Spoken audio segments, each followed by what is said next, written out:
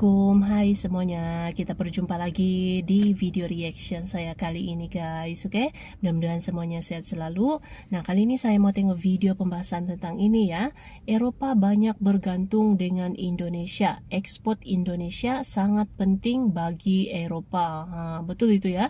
So kan negara-negara Eropa juga gitu kan memang sangat bergantung dengan banyak sumber alam dari Indonesia. Jadi ekspor Indonesia ini ya, terutama ekspor sumber alam Indonesia ini sangat penting bagi Eropa gitu. So jangan lama-lama lagi, mari sama-sama tengok video ini. Let's go.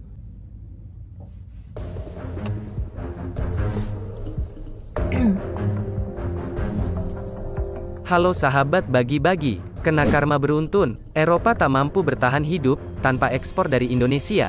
Harga batu bara cetak rekor. Tak mampu bertahan hidup tanpa ekspor dari Indonesia. Banyak bergantung kan sama dan ini sepakat ya, sumber bahwa alam. situasi saat ini betul-betul situasi yang tidak mudah, situasi yang sangat sulit untuk semua negara, negara besar, negara maju, semaju apapun sekarang ini semuanya pada posisi yang sangat sulit. Urusan inflasi, urusan pertumbuhan ekonomi yang anjlok, urusan krisis energi, urusan krisis pangan yang diikuti dengan sulitnya mencari pupuk, krisis finansial, semuanya menghantui semua negara. Policy, kebijakan, semuanya harus hati-hati. Jangan sampai keliru, jangan sampai salah. Begitu salah, resikonya gede sekali. Karena situasinya betul-betul situasi yang tidak normal untuk semua negara. Dan diperkirakan awal tahun depan sudah masuk pada resesi global. So we want to develop further the trade on palm oil and other things, but just in the best interest of the world and of the planet, so through sustainable way.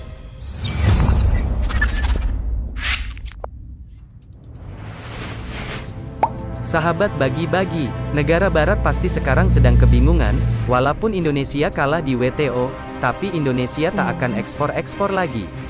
Dan sekarang, negara barat atau Eropa, pasti sangat kebingungan dan panik, lantaran tak ada lagi negara sekutunya, yang dapat diandalkan. Apalagi, Indonesia yang tak mau ekspor lagi, untuk hilirisasinya, membuat mereka sangat tak senang, dan sangat diancam kiamat Eropa. Bahan batu bara, dan beberapa dari bahan tersebut pun sekarang, dinilai sangat mahal yang melambung harganya sangat tinggi, yang mencapai rekor terbesar, dalam beberapa dekade ini.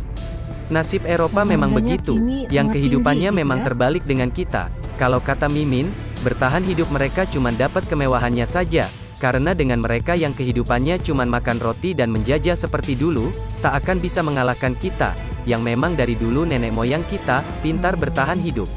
Apalagi, bulan depan akan diambang resesi. Apakah kita harus ajarkan mereka bertahan hidup, dan membuka ekspor lagi? Simak video ini baik-baik, agar kalian tak salah paham, dan malah menyalahkan Mimin di kolom komentar.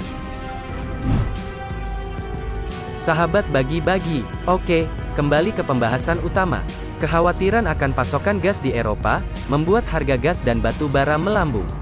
Harga batu bara, bahkan sudah menguat selama 10 hari beruntun. Penguatan selama 10 hari beruntun, adalah rekor baru sepanjang tahun ini. Harga batu bara kontrak Januari, di pasar ICE Newcastle, tercatat $389 per ton. Harga batu bara menguat, 4,15% dibandingkan hari sebelumnya. Dengan penguatan kemarin, pada tanggal 30 November maka harga batu bara tidak pernah di zona merah, sejak tanggal 16 November tahun 2022. Batu bara menanjak naik, dalam 10 hari perdagangan terakhir. Kenaikan selama 10 hari beruntun ini, belum pernah terjadi sepanjang tahun ini. Rekor sebelumnya adalah, menguat selama 9 hari, yang terjadi pada tanggal 30 Juni sampai tanggal 12 Juli tahun 2022. Selama 10 hari penguatan terakhir, harga pasir hitam sudah melambung, 20,8%. Dalam 2 tahun terakhir, harga batu bara juga hanya pernah naik 10 hari beruntun, selama 3 periode, yakni pertengahan September, dan Desember tahun 2021, serta November tahun 2022. Penguatan kemarin juga mendekatkan pasir hitam kembali, ke level $400 per ton. Dalam sepekan, harga batu bara sudah melonjak 9,24% secara point to point.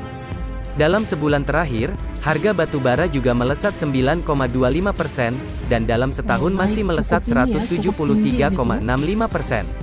Penguatan batu bara kemarin, ditopang oleh pergerakan harga gas alam Eropa. Kekhawatiran mengenai pasokan gas, suhu yang akan lebih dingin pada Desember, serta kenaikan penggunaan listrik, membuat harga gas melambung. Lonjakan harga gas ikut mengerek batu bara, karena batu bara adalah sumber energi alternatif. Sahabat bagi-bagi, harga gas alam EU Dutch TTF, melonjak 14,3% kemarin, ke 146,40 euro per megawatt jam. Harga tersebut adalah yang tertinggi, sejak pertengahan Oktober tahun 2022. Pasokan gas di Eropa, rata-rata dilaporkan berada di 93,6%. Pada Senin pekan ini, turun dibandingkan hari sebelumnya, yakni 93,9%. Pasokan gas diperkirakan akan menipis dengan cepat, karena suhu yang lebih dingin. Padahal, Eropa dihadapkan pada persoalan besar, dalam mencukupi pasokan gasnya. Norbert Tracker mengatakan, suhu di Eropa diperkirakan akan jauh lebih dingin, dalam beberapa minggu ke depan. Kondisi ini bisa meningkatkan penggunaan gas alam dan listrik. Pasokan gas memang masih aman untuk saat ini. Tracker menambahkan, persoalan gas bukanlah untuk mencukupi pasokan tahun ini, tetapi untuk tahun depan. Pasokan gas dari Norwegia belum maksimal, karena ada gangguan. Sementara pasokan dari Rusia, jauh berkurang, setelah Rusia memutus pasokan melalui jaringan Nord Stream 1. Di sisi lain, kapasitas listrik yang dihasilkan dari nuklir dan tenaga angin, jauh berkurang pada bulan ini, terutama di Inggris, Prancis, dan Jerman. ING Group mengingatkan, Eropa akan menghadapi risiko besar pada tahun depan, jika hanya mengandalkan pasokan gas Rusia, melalui Ukraina dan Turk Stream. Dengan mengasumsikan, pengiriman gas pada level yang sekarang, maka pengiriman gas Rusia ke Eropa, bisa anjlok 60%, menjadi sekitar 23 miliar kubik meter, pada 2023. Ini jelas risiko yang sangat nyata, tulis ING Group dalam laporannya. Suhu di wilayah Eropa bagian utara, akan turun drastis pada Desember. Maxar Technologies Inc. memperkirakan suhu udara di Eropa, akan lebih dingin daripada perakiraan sebelumnya, menjelang Desember. Suhu di Berlin diperkirakan mencapai minus 3,5 derajat Celcius, pada tanggal 3 Desember mendatang. Suhu di kota-kota utama Eropa seperti Amsterdam, Helsinki, dan Stockholm juga akan jauh lebih dingin, dibandingkan normalnya. Sahabat bagi-bagi, Presiden Joko Widodo menegaskan, Indonesia akan tetap menghentikan ekspor bahan mentah nikel, batu bara, dan lainnya. Karena itu, ia memastikan, pemerintah akan mengajukan banding atas putusan WTO. Jokowi kemudian merujuk pada hasil kebijakan pemerintah dalam memberlakukan hilirisasi nikel dan batu bara. Ia menyebutkan, langkah itu telah membuat nilai tambah ekspor nikel dan batu bara melonjak. Nilai ekspor bahan mentah nikel 7 tahun sebelumnya, kata dia, hanya bernilai 1,1 miliar US dollar, atau sekitar 20 triliun rupiah dalam setahun.